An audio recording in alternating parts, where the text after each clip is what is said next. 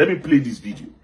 I'm sending this video to Verydarkman, to the Rattle movement, to the Nigerian youth, to my Igbo brothers, asking for forgiveness. Because I don't sit down and reason. After my investigation, I find out that all the things they told me about Verydarkman was a big time lie. I'm not fighting Verydarkman. Why will I fight Verydarkman? If I fight Verydarkman, who will do what they do for Nigeria? In as much as I know what if you like, do anything what you do for this life, maybe everybody will like you. But I find out that I was totally wrong in that video. All the information given to me was totally lies, and I did not collect any dime from anybody. Some people were saying that they pay me to do that video. If you pay me, post your evidence or your receipts. I did not collect any dime from anybody. I thought that I was doing the right thing, but later I find out that I was totally wrong.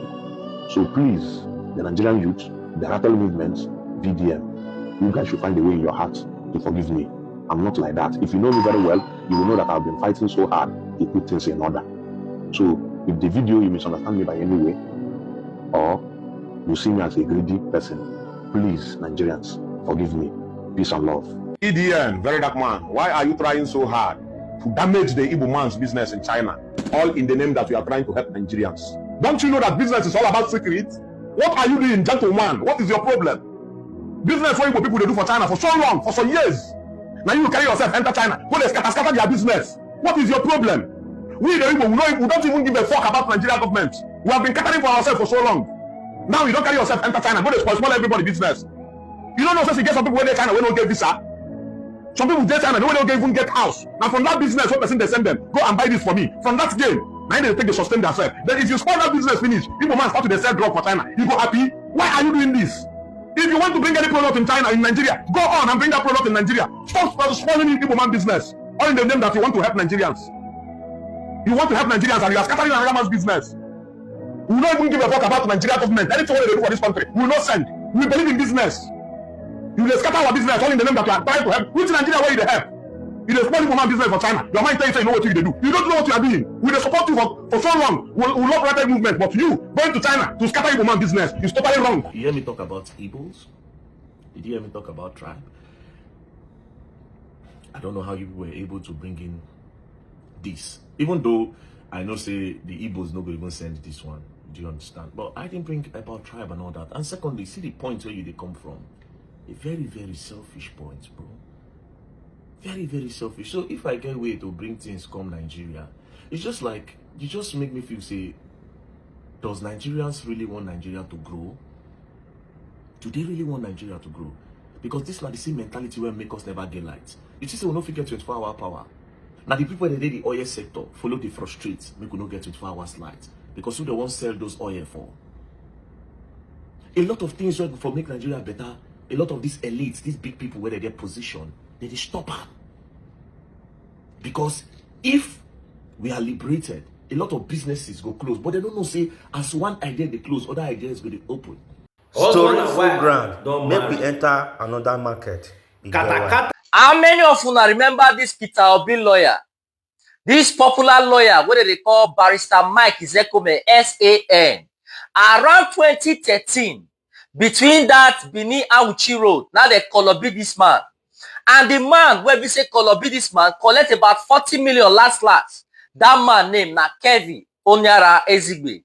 This man, they for inside jail since for the crime where he commit. Guess what? Tinubu just set this man free.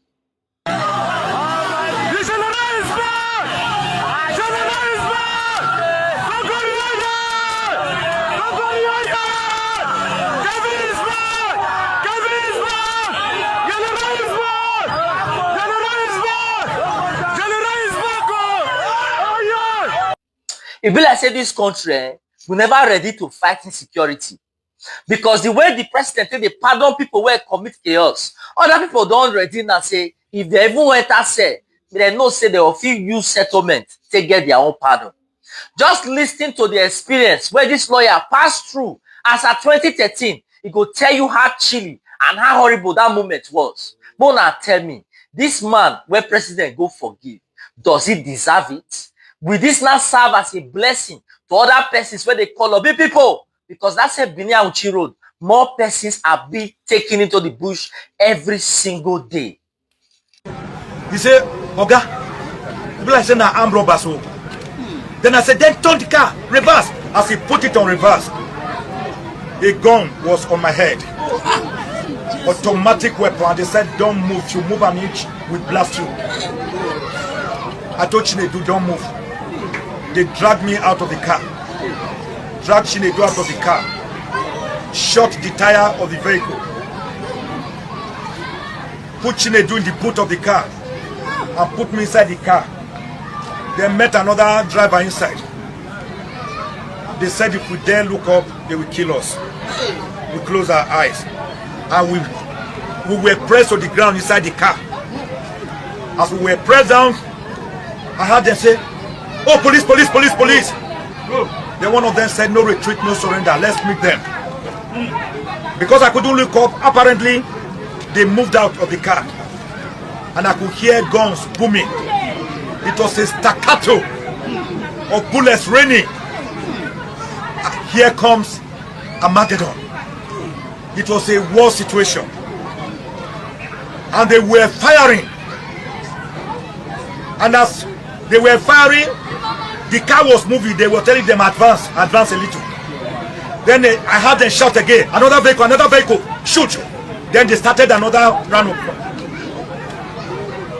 And then I heard them say, oh, we killed some of them. We killed some of them. Then tomorrow now, they will come out and lie and say some of us were killed or injured, even though none of us have been injured. I heard them saying that. The bad news, that I was not profiled. We were never profiled or targeted. Meaning that they merely operated randomly. It is bad news because it could have been any person, any other person. Bad news because it was when we were in the car with eyes closed that they started preliminary questions. What is your name? I said, Chief Michael Zekome, SAM. They searched my pocket, took out the complimentary cards and other possessions. I heard the card. I said, what is your full name? I said, my full name is Chief Michael Zekome, SAM. Constitutional lawyer, human rights activist, Akpakpa Bigibiadola.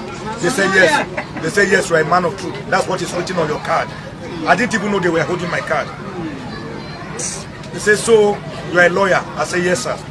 How long have you practiced? I said, 32 years. I said, well, even if you tell us lies, by tomorrow we know who you are. Do you know what? We always know who you are when we capture, when we kidnap people through the press. So even if you lie, we are going to know who you are tomorrow. That is how we were driven for about 4.5 hours. Through rough roads, through highways. You could feel it on the body that you are on a highway. You could feel it on the body that you are on a rocky path. You could feel it on the body that you are in a swamp. You could feel it on the body that you are inside the forest, that you are on a footpath that is not tarred. About 4.5 hours. Before they dumped us in a small, uncompleted building, far away from civilization. Far away. And it was 24 hours guard. Fellow Nigerians. We are not talking of toy carrying kidnappers. They told me that they have cell units across Nigeria. They reminded me, didn't you see that a footballer's father was captured in Jos and taken to Kano? Didn't you hear of the white people, white men who were killed in Breakingii and Bauchi and Kano?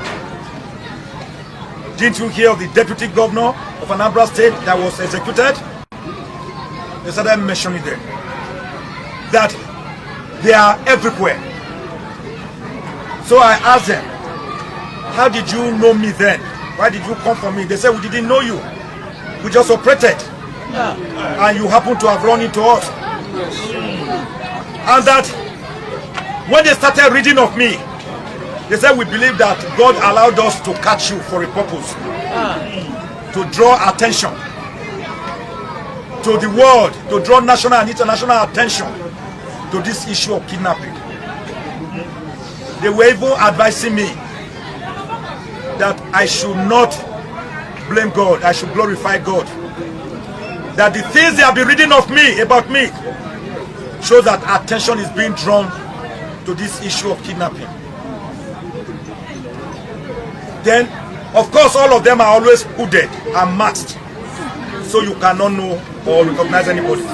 Because even though they are hooded and masked, even when they are talking to you, whether in the afternoon or in the night, you must still close your eyes. If you don't close your eyes, you'll be in trouble.